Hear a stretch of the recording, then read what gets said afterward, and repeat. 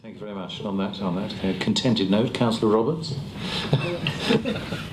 Thank you very much. I don't put this on. Okay.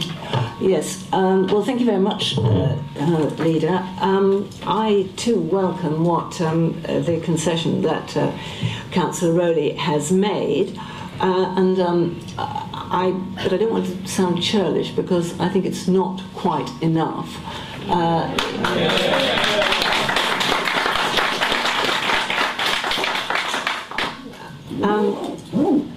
It's a bit sad that most of the players in the cabinet, and indeed among the officers who seriously know this subject back to front, are not here.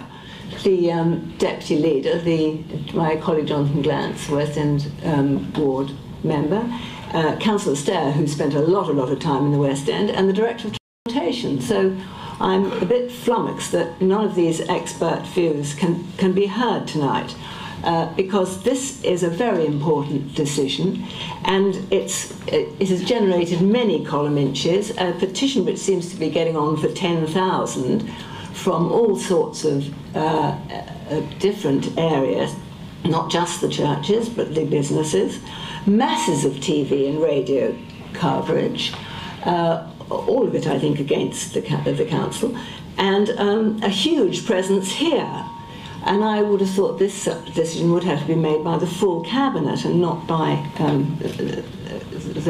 I mean, obviously, you're all very competent to make it, but I would like to see everybody here to make a decision of this magnitude. The people are here because they feel that there has been too little consultation. And I know it's not statutory because it's a temporary traffic order, but they feel that this is a decision of such magnitude which will affect the cultural and economic life of the West End, and that's rather cheating to describe it as a temporary traffic order. It's 18 months. Yeah. That's incorrect. It's inaccurate, but it's an experimental traffic. An experimental traffic order, but of a temporary nature, 18 months, so it amounts to the same thing. Now, one of the reasons, I mean, they feel very strongly that the council set out to prove something for financial reasons, and that the council is moving ahead despite the evidence. And I just want to, I know the officer's done a sterling job, but as a ward councillor, I want to query this evidence. After all, I'm the only person living in the West End here. I live there, I work there, I drive round there, I park there, I worship there. Sorry, but he's not speaking.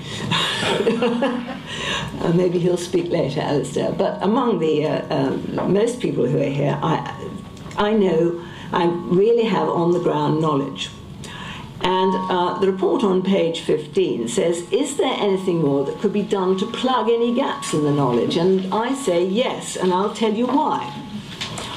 I mean, I should have liked to talk to the Director of Transportation myself, and I invited him to our Soho steering group, but he didn't come.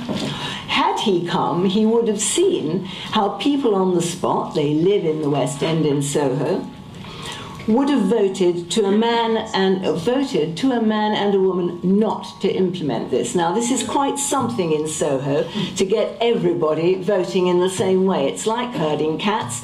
We had the property owners, we had the bar owners, we had the residents, we had the churches. Everybody all voted against introducing these parking restrictions at the weekends, and they said they thought it would kill Soho. I think this is not NIMBYism, you know, because if it were NIMBYism, most...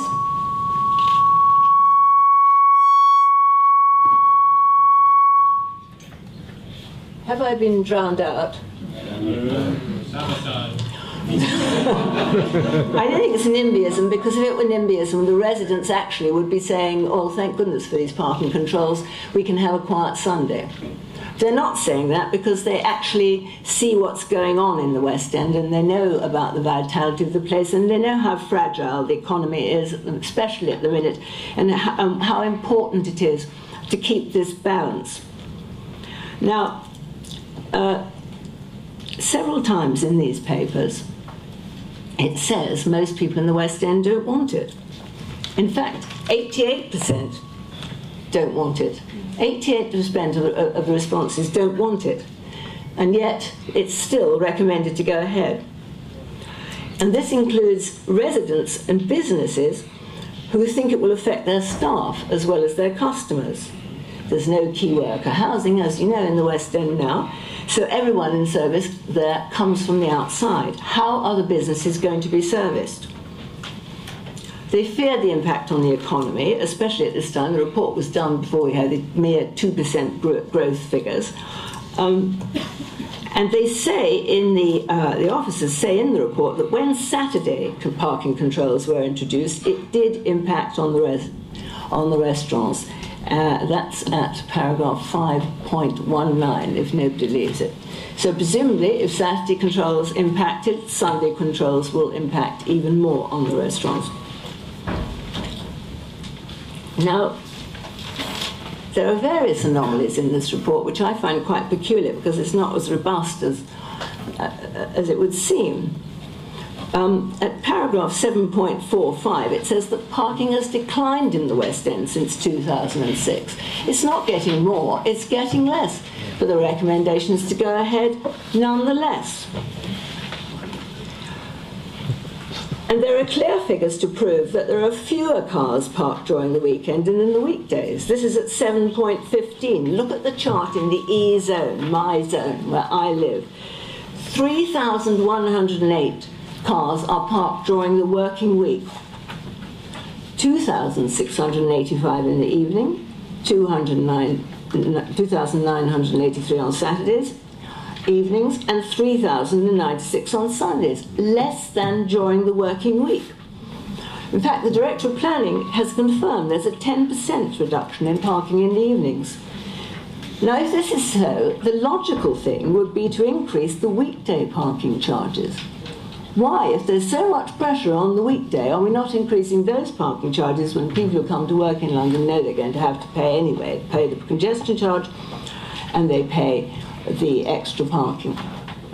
But to do it at the weekend, when the capacity goes down, when the parking pressures go down, why?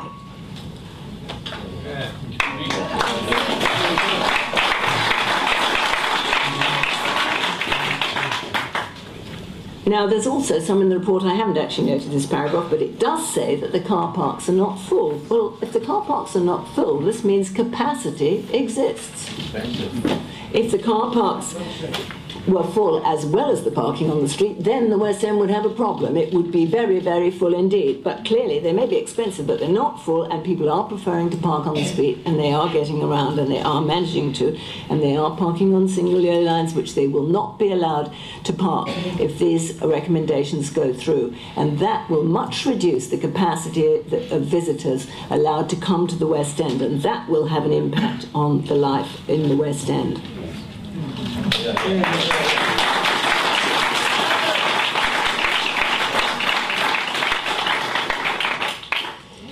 Now, I haven't quite finished. I'm very sorry about this, but I've been reading this report for...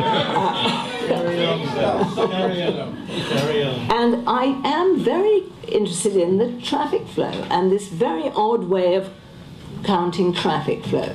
Sometimes flow is used to mean too many. There's too many vehicles flowing out there, we must get rid of them. And at others, the slow flow is described. And slow flow, is, they say, is because it must be because there are too many vehicles parked. But no one's actually proved this, it's a supposition. Is it because there are too many vehicles parked, or is it perhaps because there are just not as many people there as you think? Then I'd like to look at the roads surveyed, and they are not representative. They're for the most part through roads like Portland Place, Great Portland Street, where vehicles are going towards the Marylebone Road. And I can draw your attention to vehicles in the E zone where there's nobody parking in the evenings or in the West End. So it smacks of looking at what streets will uphold these recommendations and not looking at the streets first of all.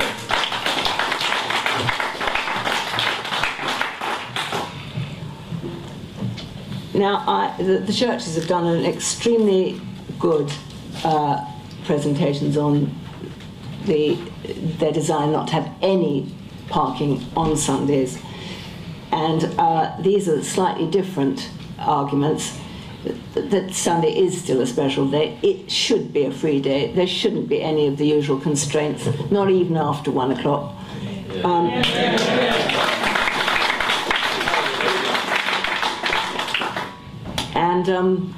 And some of the churches, of course, not to mention the restaurants, because we're not just concentrating on any special interest groups, do go on throughout the afternoon.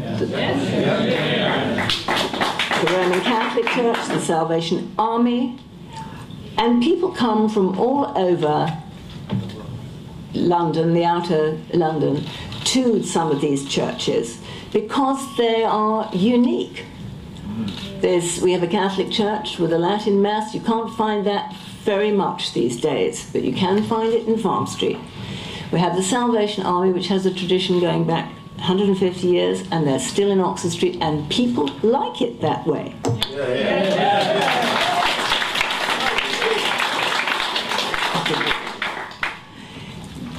We have St George's, Hanover Square, one of the great Church of England churches. All these destinations will be affected, and it's a serious point if they're affected, because many West End churches have been converted into things that other than churches. They've been converted into health clubs, and it can't be long because before many of them become your trendy wine bar just like the banks. And I don't think we want that, because there is something else going on here, another side of life.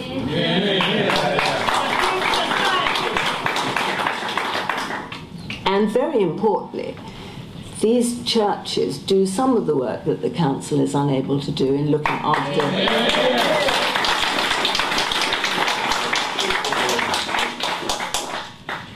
after the homeless and the disadvantaged. And we wouldn't like to see that not implemented by them in the West End. We think it's a serious point to keep this side of life, which goes on beyond 1 o'clock and beyond 6 o'clock.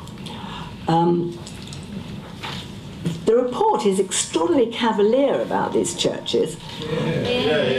Instead of seeing the strength of the petition, the number of the petition, they've analysed it, the officers have analysed it by postcode to prove that 72% of them, these churchgoers, live outside the West End, and we know that they do, because I've just explained why they come in to see these unique destinations. And the officer response is, well, if they live outside the West End, they should take public transport. But what public transport? A lot of the public transport is not adequate on a Sunday, and although Rosemary McQueen says it's improving, it's not there yet. And anyway, why should they come by public transport? Is this some sort of green tyranny? Religious discrimination. What about those who are old, or who have families who they can't all bundle onto the tube, or who simply want to drive but won't be able to afford to pay for an extra £10 every Sunday? Well, that's if they only stay for 2 hours. If they stay all afternoon, like the Salvation Army, they'll be into 40 quid on a Sunday afternoon. I think that's just, that's clearly impossible. 4.169 of the preamble says that there must be parking provision to meet people's needs. And I think that the parking provision that we have now, without the need to add on to charge more money at the meters on Sundays, just about meets the people's needs. But as I say, we're not just concentrating on the churches, we're concentrating on the restaurants as well, and the theatres, and almost everybody who contributes to, or everybody who contributes to the vital life in the West End. To which these new parking policies will threaten to put pay. And it's very odd, I think, for a Tory council, on the day that Eric Pickles in today's Telegraph says the Tory policy is for parking fees to fall in town. There's no more war on the car, he says. Well, how come we're sort of peeling off and not even listening to the people that we purport to agree with? Anyway, to sum up, the people I'm speaking for believe they haven't had a fair hearing about this, that there is no such thing as democracy. They've said that. And yet this is their money that's being used to implement these recommendations. It's costing £500,000 to implement on an experimental basis. It costs another $1 million if it goes through. It'll need more officers to implement. It's taxpayers' money, and the taxpayers, they believe, are the last people to have been considered.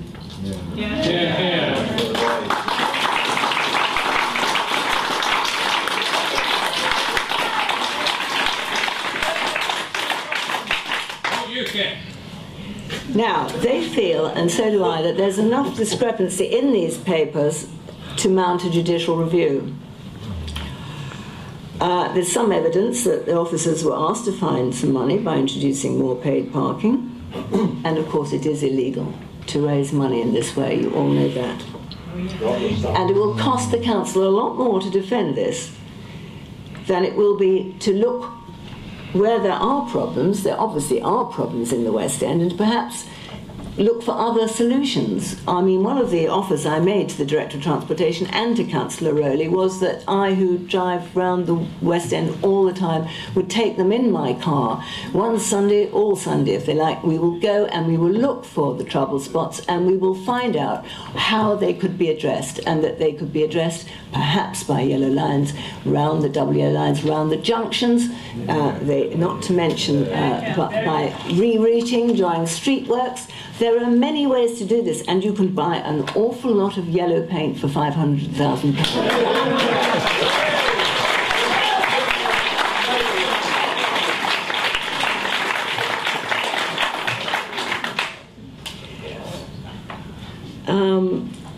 Well, I think, there's one other thing that we haven't looked at, and in actual fact, it was the Overview and Scrutiny Committee's recommendation that they should look at, we should look at Camden, and I don't think it's in the report that we've looked at Camden, who have later evening parking, although they don't have Sunday parking.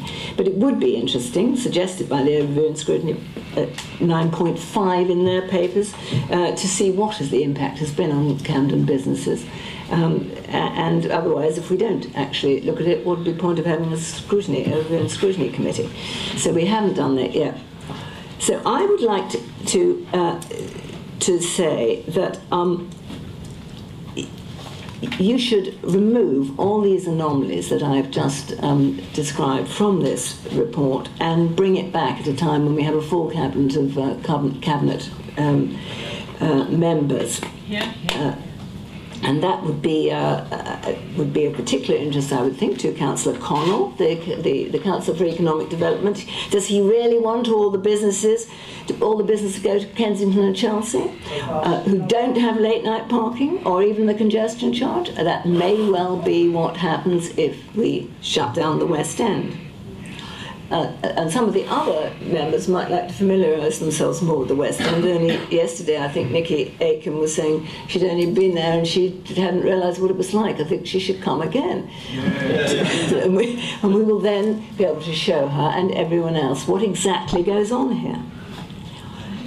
So, if you don't do anything else, consider whether Sundays are really necessary to charge for at all. Not at all. you've conceded that, or Lee has conceded, you haven't voted on it yet, but I hope that at least, that would be the very least, that the controlled hours should be much shorter, 1 to 6, which are the major shopping hours. But you know, yesterday afternoon, and I know Councillor Rowley will say this is anecdotal, but I drove from Mayfair to Soho. I mean, most people would walk, but I drove. It took 5 minutes. Now, on a weekday, it can take me half an hour to do that journey, even 3/4 of an hour. Now, this was at lunchtime. This is after the 1 o'clock that you're thinking of implementing. You know, it is just not that bad. And one of the reasons it's not that bad is that there's no construction traffic, there's no delivery traffic on a Sunday.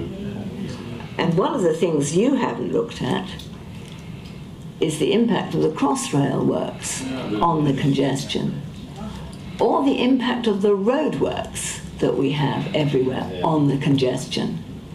Have you really looked at the facts? Does this report really address the facts? No. I think I'll stop there when I'm ahead.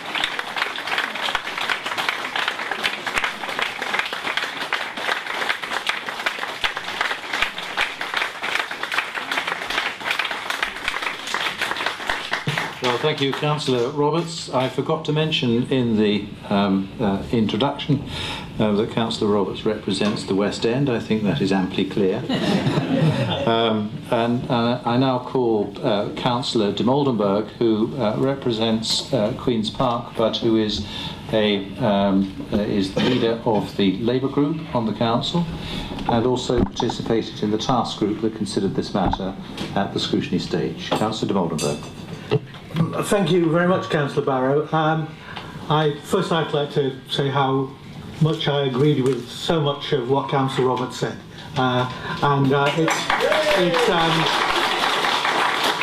Because she was so comprehensive, you'll be pleased I won't have to speak quite as long as I expected to. But there are 1 or 2 points I want to make. Firstly, I want to talk about 3 things really: worship, work, and the West End economy. I think those are, to me, some of the 3 key issues. Before I do go into that in detail, I think I'd like to preface my remarks by saying that people don't believe that the problem is of the magnitude that is made out in the officer's report. And as Councillor Roberts said, you know, there are some problems like pinch points, which everybody acknowledges, and they could be solved by things like double yellow lines, and that wouldn't require all this paraphernalia and all this grief. So we could get to grips with some of these problems straight away. The other point is that however much you and your colleagues might say this is not about money, people simply don't believe you, particularly in the current economic situation. And particularly as, when I asked at the last overview and scrutiny committee for the details of the current budget situation on the parking account, I was told there was something like £2 million estimated going on for nearly £2 million short if the projections continue for the rest of the year. I took this up further with the Director of Finance. She confirmed that if the projections were the same running up to the end of the financial year, the council could be between £2 million and £4 million light on its economic forecasts for this year alone, putting even more pressure on the council. So when you say this is nothing about money, people simply don't believe that is true. The first thing I want to talk about is worship, because it is important, clearly, on a Sunday. And I acknowledge the extra hour that Councillor Rowley has put forward as an amendment, and that's clearly of benefit to some churches, and of course it's welcome. But it's not going to help the Salvation Army, and it's not going to help the Farm Street Catholic community. This is all about how it affects real people. And one of the bits of testimony I'd like to read out is from a family who go to the Salvation Army in Regent Hall and have done for 20 or 30 years. The Sharmans, who've written to us all. They say, Mr. Sharman says, I've attended Regent Hall for over 20 years. My wife has attended for over 30 years with her family. We now have 2 children of our own, and we are all heavily involved in the activities there. We as a family love worshipping there along with what we see as our extended family, but these plans are threatened to bring this to an end. We cannot afford to pay what would be up to £50 a week on parking. We live in Hertfordshire, and doing this journey by public transport every week would just not be feasible on many levels. It is disgraceful of the future of a vibrant church that does so much for the surrounding community, that has a loving Christian fellowship of people and has been around for nearly 130 years, is being threatened. Now those comments are not, you might call them anecdotal. But they are evidence. And if you're looking at an evidence-based approach to this, then the evidence given by people in the Salvation Army are important. And it's no good the council saying to people like the Sharmans that they should park in New Cavendish Street and walk down to church. Because New Cavendish Street is a good 10 minutes walk from 10-15 minutes walk from there, and if you've got a lot of children, if you've got a lot of equipment, if you're elderly, if you're infirm, that walk simply is more, it feels a lot more than 10 or 15 minutes. And what are you saying to the people around New Cavendish Street who are going to have more and more people parking on a Sunday? Is it fair on them? So in terms of worship, I think these hours need to be looked at in more detail, because it isn't fair that one set of churches is helped by these hours and this amendment you've brought, while another set of churches simply is still in the same situation. I want to now turn to work, and I want to look at the real life experiences of some of the musicians who are the heartbeat of the West End cultural scene. And the people I'm going to talk about are not household names. They'll probably never be household names, but they're the backing groups of people, of the world-class entertainers who come to Westminster, and their stories are important. Victoria Tilson, a double bass player, says to us, before I owned a car, I spent 2.5 years carting my double bass around on the tube and the bus. I suffered back injury from having to haul my instrument upstairs, which are more commonplace at a lot of stations than I first thought. The whole experience was hell from start to finish.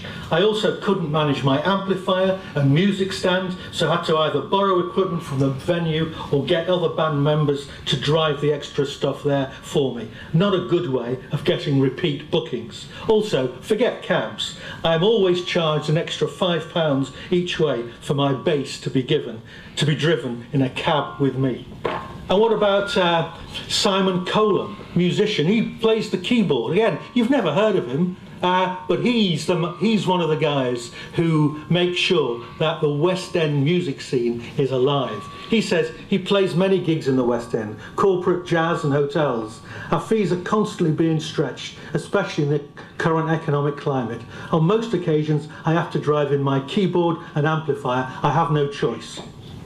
Very soon I'm going to be required to pay £30 to park during the evening, and I'll have to move my car when the waiting time runs out at a time when I will be performing. My fee is not big, around £150 for an evening, which includes me providing £3,000 worth of equipment, congestion charge, petrol car usage. If I factor in the £30 parking fee, it's going to be impossible to make a living from this work, which I remind you involves unsocial hours, providing an important entertainment service for the West End. Real people, is that evidence, or does it have to be a statistic in order for it to register on the...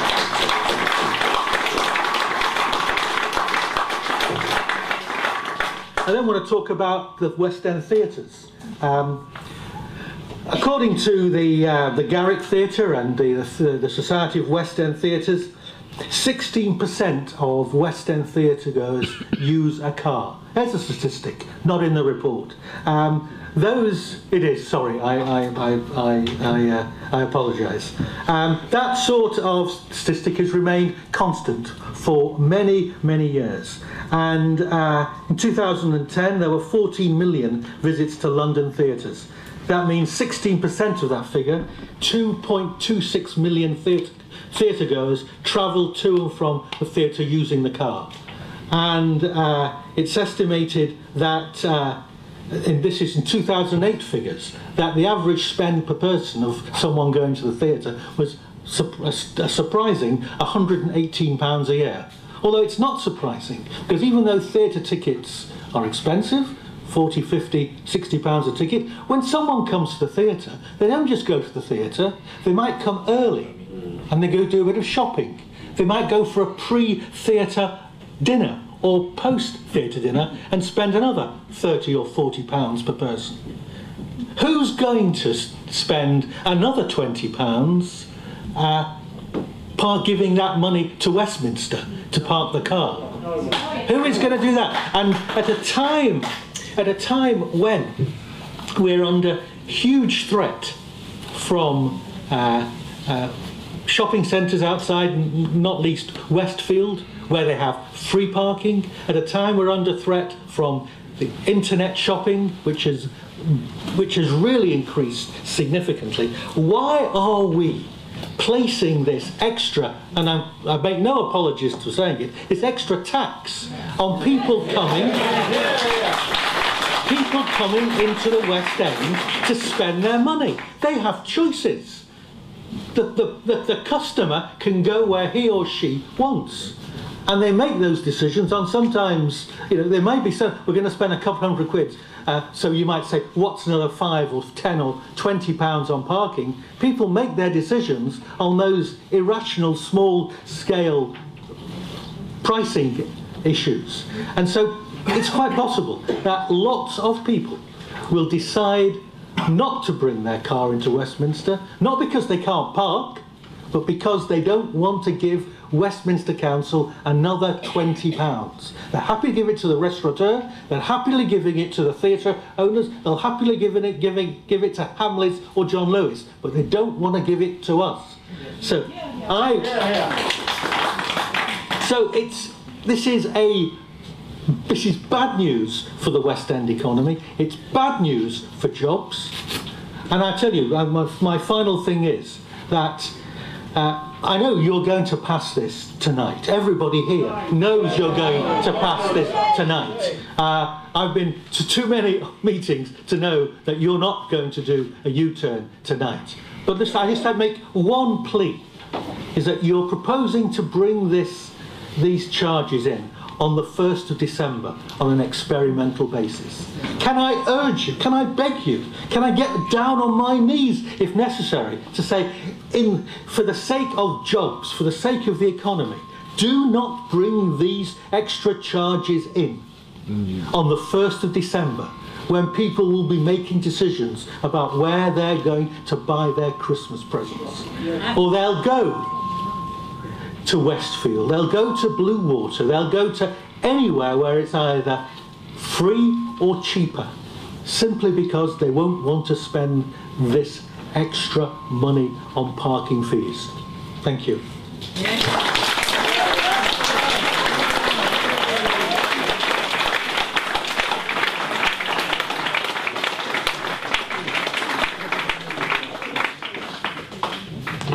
Thank you. I know Councillor Rowley is itching to get back at you, but he's not going to. I have now the opportunity to ask other Cabinet members to respond to these recommendations as amended, and after that I'll ask Councillor Rowley to respond to the observations made. Brian? Thank you, Lena. I have read a large amount of communication, the representations that have been made, and many of the points that have been made this evening repeat points which have been made in writing. I've also met many of the people who are concerned about these, notably with my responsibilities for the promotion of business and enterprise in the city, and I want to touch on a couple of those aspects. But I would want to also say how pleased I was to hear evidence that the listening and the consultation that was referred to in the earlier presentation has obviously been a real and genuine consultation, and note the changes, notably on Sunday, that Lee's made reference to. Proposals 1 and 2 of the deck are the ones which have caused most concern, and I want to highlight particularly observations been made to me by people like the New West End Company, one of our bids, some of the property companies who are particularly interested, Grosvenor, Shaftesbury I see here tonight, and SALT, the Society of London Theatres, who have already been made reference earlier. Their observations are taken seriously, and I would not want this meeting to go past without just reminding everybody of the investments that are made by this council in promoting the economic vitality of the West End. And since Councillor Davies isn't here to mention West End Live, I'll be the first one to do so, but also, of course, the infrastructure investments being made in Leicester Square and Piccadilly. It is, the West End is taken seriously, and we have a track record of investment to back up those instincts. I want to ask Councillor Rowley a couple of things. The first is that my understanding is that the experimental basis which is referred to means that observations can be taken, changes can be made in flight during those 18 months. I want to understand a little bit more about those. I want to talk about an observation that's not been touched on, which is about the, I think it's number 4, I think it is, the proposals for multiple parking permits, for additional parking permits. If you can expand on that, I'm sort of concerned that they have an uncapped upper limit. And just to conclude that the amount of work that has gone into getting us to where we are is really notable, and I am pleased to see the amount of consultation, how seriously that the evidence has been, how seriously that's all been taken. For those who didn't know, that was Councillor Brian Connell, who's responsible for the economic development portfolio. Councillor Kaplan, responsible for